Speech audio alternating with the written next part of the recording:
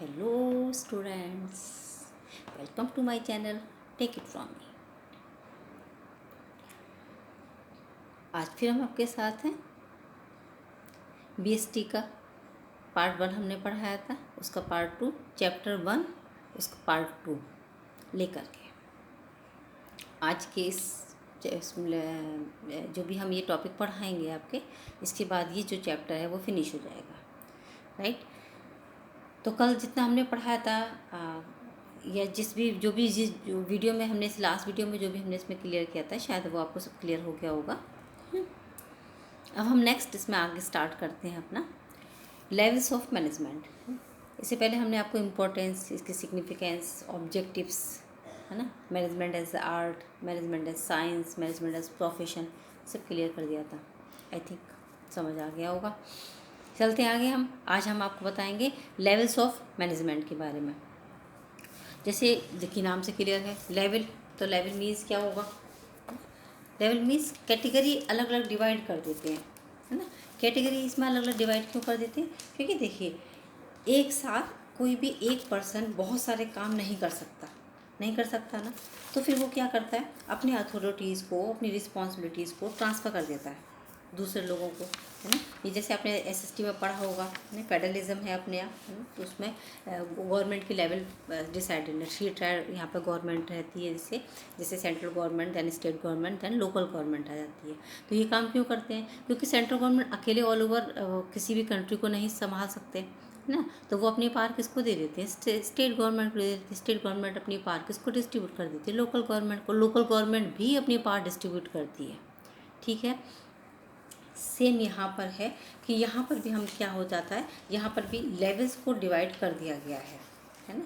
इसमें जैसे किसी कोई भी एक फर्म है, फर्म को अगर अच्छे से काम करना है, प्रॉपरली काम करती है, तो क्या करती है, उसमें उन्होंने 3 ये कैटेगरीज को डिवाइड किया हुआ है।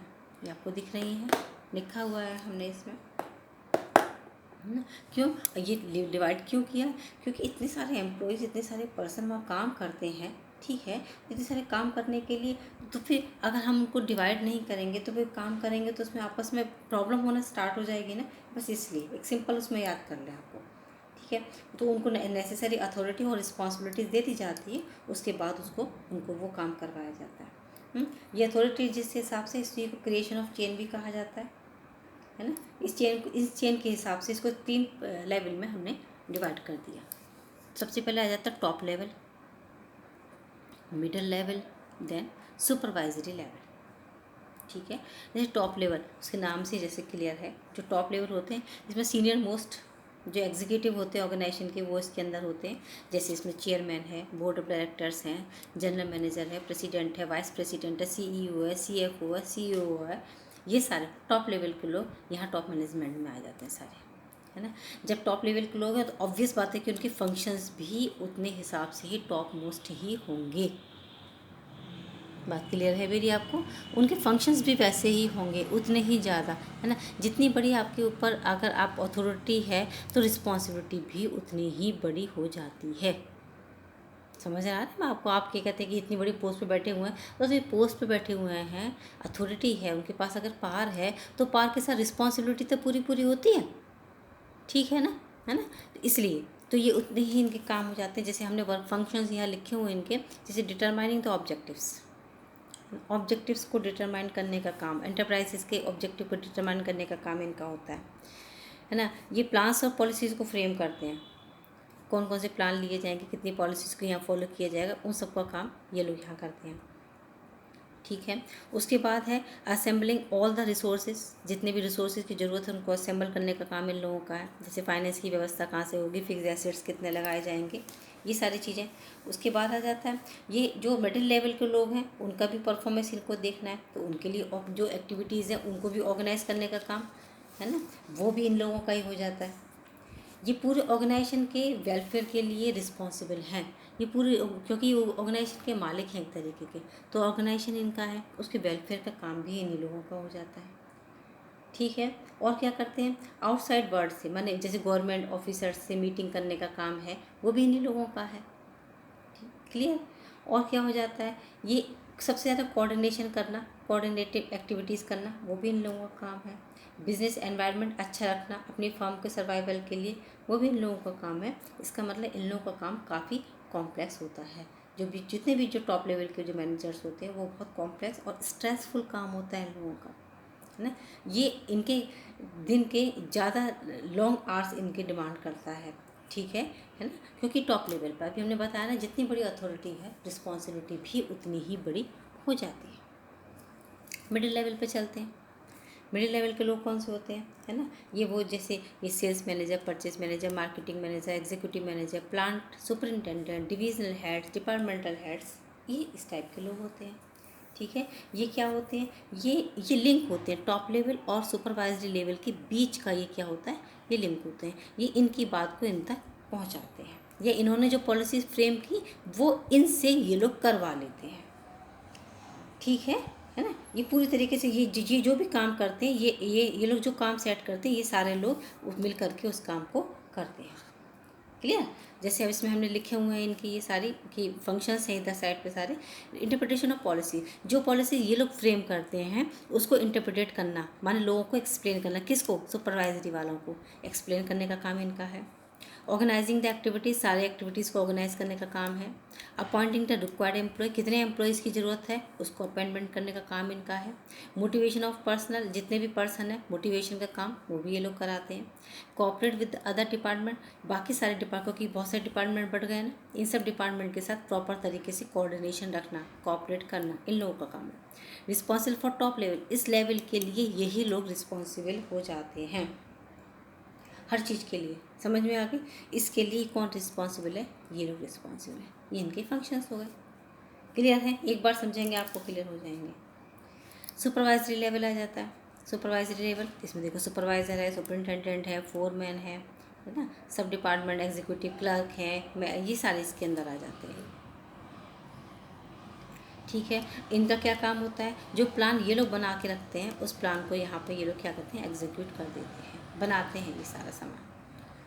क्लियर है, इंस्ट्रक्शंस पास करना वर्कर्स को, और रिपोर्ट किसको दे देते हैं, मिडिल लेवल मैनेजर को रिपोर्ट करना, ये सब इन लोगों का काम हो जाता है, ठीक है। और वर्कर्स हैं क्योंकि यहाँ पर सारे, तो वर्कर्स के बीच में डिसिप्लिन मेंटेन करने का काम, ये सबसे बड़ा काम है, ये लोग वो भी ये लोग ही करते हैं। इसमें लिख रखा है ना, जैसे रिप्रेजेंटिंग द प्रॉब्लम, है ना, वर्कर से रिलेटेड जो भी प्रॉब्लम हो उसको रिप्रेजेंट करना, है ना। मेंटेनिंग गुड वर्किंग कंडीशन, जिस वर्किंग कंडीशन ये लोग काम करते हैं उसको अच्छा मेंटेन रखना, हेल्दी रखना, हेल्दी रिलेशनशिप रखना, वो भी इन लोगों का काम है। उसके बाद मिनिमाइजिंग, ये बहुत इंपॉर्टेंट, मिनिमाइजिंग द वेस्टेज हो, है ना। ये सबसे ज़्यादा ये ध्यान रखना कि आप प्रोडक्ट बना रहे हैं यहाँ पर तो वेस्टेज ना हो, वेस्टेज मिनिमाइज हो। और भी आप इसमें लिख सकते हैं, है ना, looking to the safety of workers, workers की सेफ्टी का ध्यान रखना, है ना। उसके बाद वर्कर्स को समय समय पर मॉरल उनको बूस्ट करते रहना, ठीक है। जो भी इंस्ट्रक्शंस ये लोग देंगे उसको प्रॉपर तरीके से फॉलो करना। और क्या करते हैं, क्योंकि प्रोडक्शन यही लोग करते हैं तो इसका मतलब क्वालिटी और क्वांटिटी की जिम्मेदारी भी इन्हीं लोगों की होती है। तो क्वालिटी मेंटेन रखना, क्वांटिटी मेंटेन रखना और लॉयल्टी रखना वर्कर्स के साथ, ये भी इन लोगों की ही जिम्मेदारी है। इसका मतलब ये लोग सबसे ज़्यादा हार्ड वर्क करते हैं, डिसिप्लिन होना चाहिए और लॉयल्टी इनका ही काम है। लेवल्स आपको, मुझे लगता है ये आपको इतने क्लियर हो गए होंगे। हमने 3 लेवल देख लिए, एक टॉप लेवल, एक मिडिल लेवल और एक आ गया हमारा सुपरवाइजरी लेवल, ठीक है। हमने आपको ना अपने लास्ट वीडियो में हमने बताया था कि मैनेजमेंट के 5 फंक्शंस होते हैं, 5 होते हैं मैनेजमेंट के, planning, organizing, staffing, directing and controlling. ये 3 जो लेवल हैं, ये जो 5 फंक्शन हैं इन 3 लेवल में बटे हुए हैं। कैसे बटे हुए हैं, देखो। प्लानिंग और ऑर्गेनाइजिंग का काम किसका होता है, टॉप लेवल वालों का होता है। स्टाफिंग का काम कौन करता है, मिडिल लेवल वाला करता है। डायरेक्टिंग और कंट्रोलिंग का काम कौन करता है, सुपरवाइजरी लेवल करता है, ठीक है।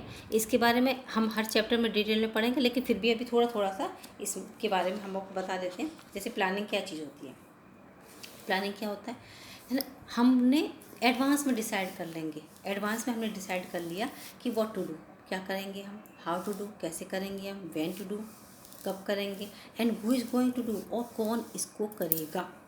ये बात पहले से ही डिसाइड कर लेना, इसको हम क्या कहते हैं, प्लानिंग कहते हैं, ठीक है ना।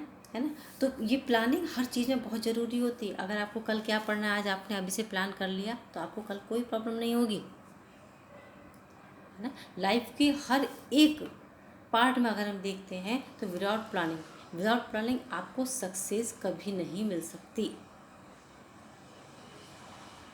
समझ रहे हैं आप, है ना। हर चीज़ को प्लान करके चलें, है ना। हर चीज़ को प्लान करके चलें, क्या करना है लाइफ में, कैसे करना है लाइफ में अपने। कितना है दिन में, होते तो 24 आवर्स ही है ना। 24 के कभी भी 25 आवर्स नहीं हो सकते।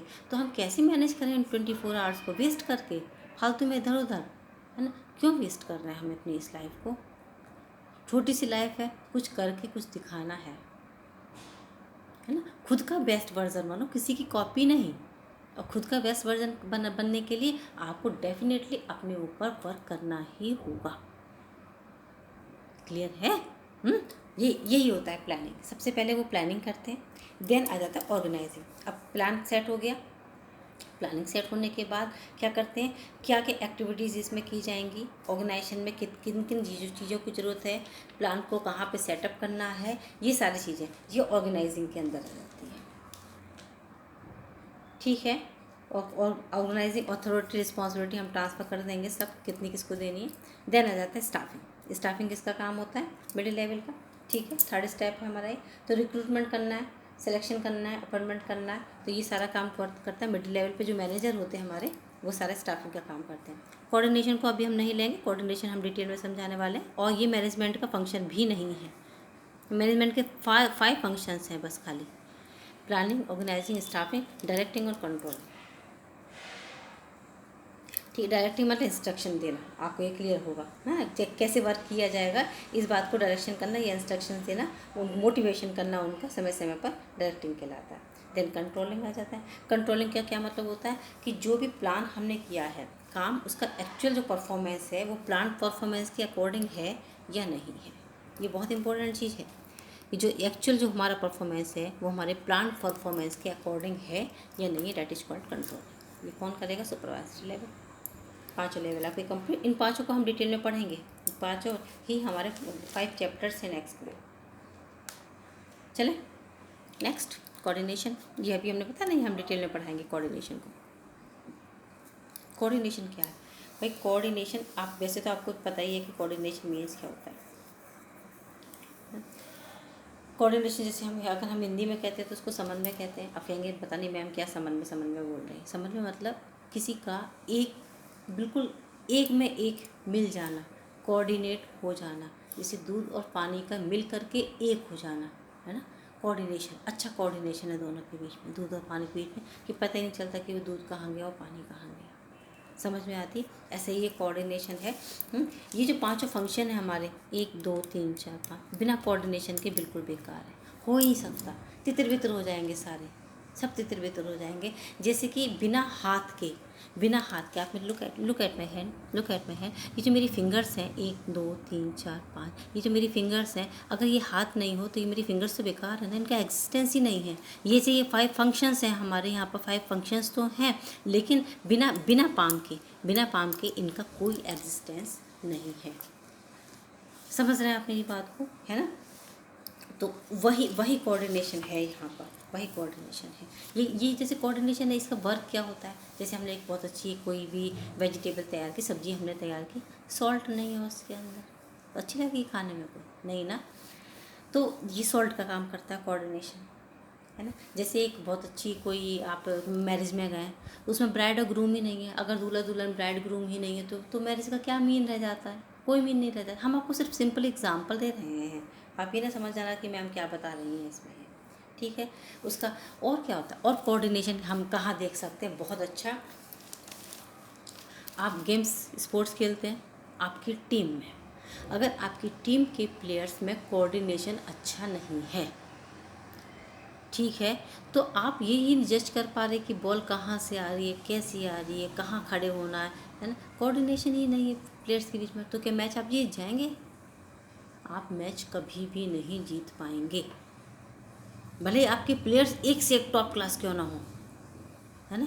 आपके प्लेयर्स इंडिविजुअली अच्छे हैं ना, लेकिन आप में पूरी आपकी टीम में तो कोऑर्डिनेशन नहीं है ना, है ना, वो नहीं है, तो फिर आप कभी भी टीम मैच नहीं जीत पाएंगे। समझ गए आप मेरी बात को? कोऑर्डिनेशन है ना। कोऑर्डिनेशन क्या है? कोऑर्डिनेशन एसेंस है मैनेजमेंट का, जान है मैनेजमेंट की। अभी हमने यही बताया ना, ये पांचों फंक्शन बेकार है हमारे इसके बिना। कोऑर्डिनेशन, अच्छा ये कुछ चीज़ बातें आ जाती हैं, हमने लिखी हुई हैं। Coordination is needed to perform all the function of management, ये बता रहे हैं ना, इन मैनेजमेंट के फंक्शंस के लिए ये काम करेंगे तो ये कोऑर्डिनेशन का होना सबसे ज़्यादा ज़रूरी है। Required at all the level, her level पर ज़रूरी है, ठीक है। ये सबसे ज़्यादा इम्पोर्टेंट फंक्शन है आपके मैनेजमेंट का। बिना इसके मैनेजमेंट बिल्कुल अधूरा, बिल्कुल बेकार, ठीक है। एक क्लास कब अच्छी होती है? जब क्लास के सारे बच्चों के बीच में बेहतरीन कोऑर्डिनेशन, समझ आ गई? किसी एक का एफर्ट नहीं होता, सबका मिला जुला एफर्ट होता है, टीम वर्क, ठीक है। आ जाते हैं इसके फीचर्स पर और आ जाते हैं भाई हम। जैसे फीचर्स इसके और दे रखे हैं, इंटीग्रेटेड ग्रुप एफर्ट्स है, ये अभी बताया जैसे कि ग्रुप एफर्ट है, किसी एक के करने से नहीं हो जाएगा, सब मिल करके करेंगे। कंटिन्यूस प्रोसेस है, जैसे मैनेजमेंट के रूल होता है, लगातार चलता रहता है।